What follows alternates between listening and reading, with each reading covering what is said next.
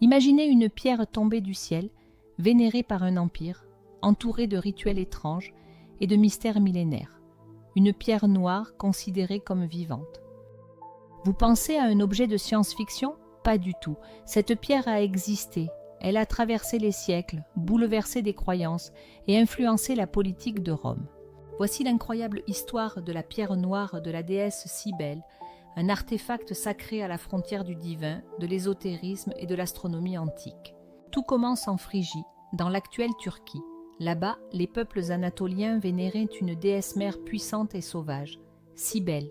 Ces temples étaient construits dans des lieux de force tellurique et ces rituels faisaient intervenir des prêtres appelés les Galles, des hommes castrés au service exclusif de la déesse.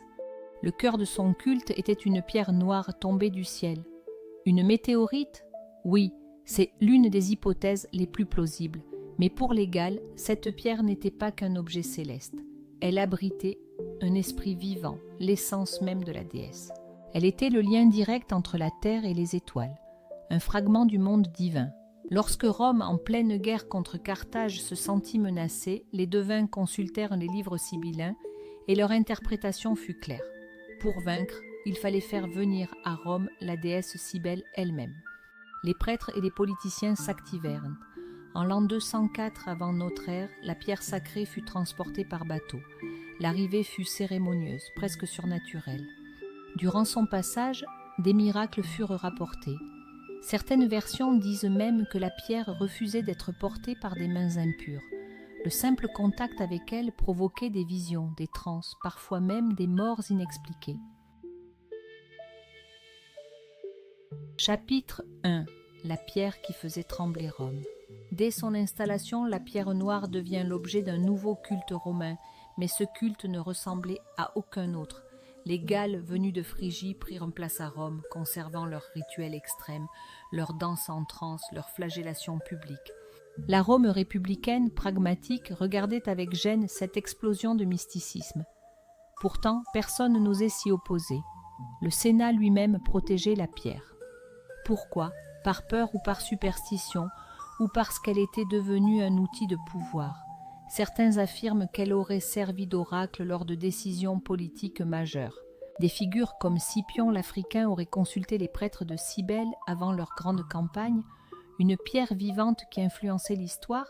Intriguant, mais ce n'était que le début. Chapitre 2. Une divinité comme tant d'autres ou un culte d'artefacts stellaires. Les historiens modernes s'accordent à dire qu'il s'agissait d'une pierre d'origine céleste, probablement une météorite métallique. Mais ce qui trouble les scientifiques, c'est son traitement ritualisé. Contrairement à d'autres objets sacrés, la pierre noire de Cybèle ne fut jamais sculptée. Elle était brute, sombre, parfois décrite comme magnétique. Et surtout, elle émettait une sensation étrange selon les récits antiques. Certains textes parlent d'une vibration sourde, d'une chaleur palpable. Aujourd'hui encore, certaines météorites très denses provoquent des réactions électromagnétiques. Serait-ce le cas ici? Et pourquoi cette pierre-là fut-elle choisie parmi toutes? Fut-elle trouvée dans un lieu particulier? Était-elle tombée sur une zone sacrée? Des zones telluriques, des alignements avec des constellations? Ces coïncidences n'en sont peut-être pas.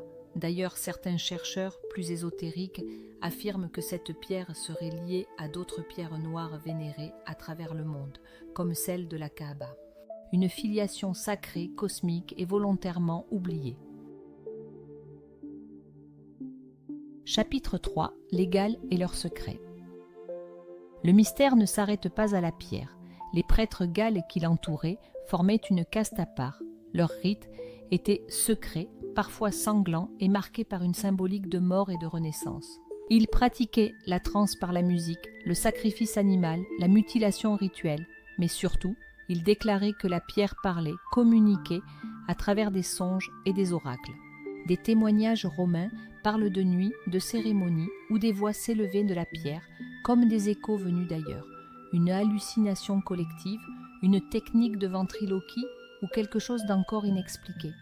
Ce culte, bien qu'officiel, restait en marge, protégé mais craint.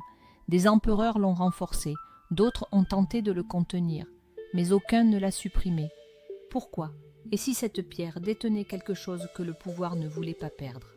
Si vous aimez ce genre de révélation, pensez à vous abonner et à liker cette vidéo. Votre soutien nous est précieux et la suite va vous étonner. Chapitre 4. Le lien avec d'autres traditions. En comparant la pierre noire de Cybèle avec d'autres objets sacrés dans l'histoire, les similitudes sont frappantes, comme pour la Kaaba, qui contient elle aussi une pierre noire, ou encore comme certaines traditions indiennes qui vénèrent des Shiva Lingam, pierres noires d'origine météoritique. En Irlande, la pierre du destin aurait parlé à ceux qui la touchaient, et dans les mythes grecs, la pierre que Cronos avala à la place de Zeus était, elle aussi, noire et tombée du ciel. Une symbolique universelle semble se dessiner, celle d'un fragment céleste porteur d'un message ou d'un esprit, une porte entre deux mondes. La pierre noire de Cybèle s'inscrit dans cette lignée. Mais pourquoi ces pierres tombées du ciel ont-elles toujours été perçues comme sacrées? Est-ce dû à leur rareté ou leur origine, ou est-ce encore autre chose? Une mémoire ancienne de phénomènes célestes qui auraient marqué les civilisations, des mythes issus d'un passé si lointain qu'ils en paraissent presque surnaturels? Et si toutes ces pierres étaient en réalité des météorites issus d'un même corps céleste fragmenté depuis des millénaires? Pour les peuples de l'Antiquité, voir un objet tomber du ciel n'était pas anodin. C'était perçu comme un message, un don des dieux eux-mêmes, un fragment du monde supérieur confié à l'humanité. Chapitre 5. La disparition et les dernières traces. Le plus troublant, c'est que la pierre noire a disparu. Officiellement, elle aurait été détruite ou perdue lors du sac de Rome ou pendant les persécutions chrétiennes contre les cultes païens. Mais aucune preuve directe, aucun fragment, aucun temple retrouvé avec certitude. Pourtant, des documents médiévaux évoquent encore des rituels autour d'une pierre noire cachée dans des cryptes. Des indices pointent vers Lyon, mais aussi vers Istanbul et encore vers le sud de la France, des lieux où le culte de Cybèle aurait pu survivre en secret. Aujourd'hui encore, certains initiés affirment que la pierre existe toujours, conservée dans un lieu connu de quelques-uns, un sanctuaire oublié, gardé hors du monde. Et si c'était vrai? Et si cette pierre vivante attendait son réveil? Et si certains savaient comment l'utiliser? Alors, maintenant, regardons les choses en face.